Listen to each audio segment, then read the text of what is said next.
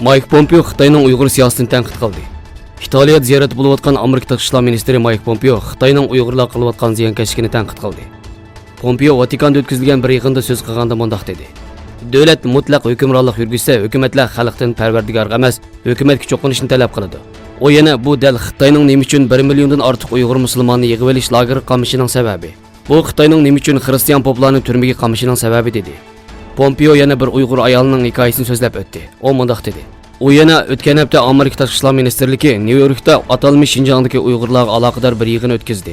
30 necha yoshli Uyg'ur ayol Zumrat Davud yig'inda o'z hikoyasini bayon qildi dedi.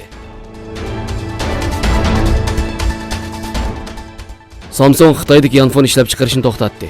Samsung shirkati Xitoyda yanfon ishlab chiqarishni to'xtatganligini bildirdi. Shirkat dunyodagi eng chong aqliy iqtidorli telefon bozori bo'lgan Xitoydagi yerlik shirkatlar bilan bo'lgan raqobatlarning kuchayishi sababli ziyon uchirganligini bildirdi. Shirkat Xuju shahridagi eng oxirgi zavodini taqash orqali Xitoydagi ishlab chiqarishni oxirlashtirdi. Egilishicha Samsung shirkatining 2013-yili Xitoydagi bozor payi 15% bo'lib, bu yilning tunji yarmida 1% ga tushib qolgan. Mutaxassislarning qarashicha Samsungning bozor payini Huawei va Xiaomi egallagan.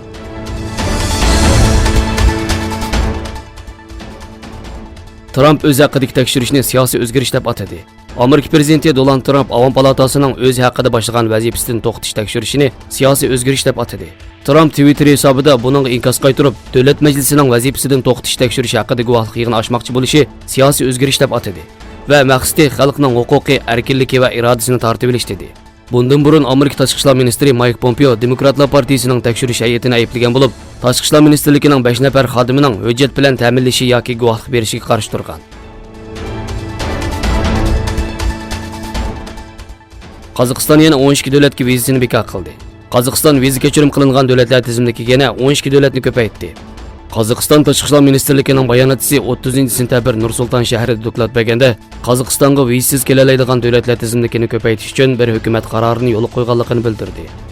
2017-yili 1-yanvardan e'tiboran 45 davlatning fuqarolari Qozog'istonga 30 kundan eshib ketmaslik sharti bilan vizasiz kirish huquqiga erishgan.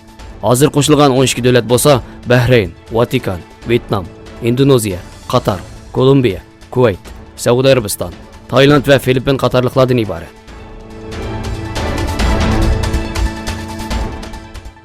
Amerikaning Connecticut shtatida tushib ketgan 2-dunyo urushidan qolgan B-17 tiplik bombardimonchi aeroplanda dastlabki tekshirishlar qaraganda 5 kishi o'ldi.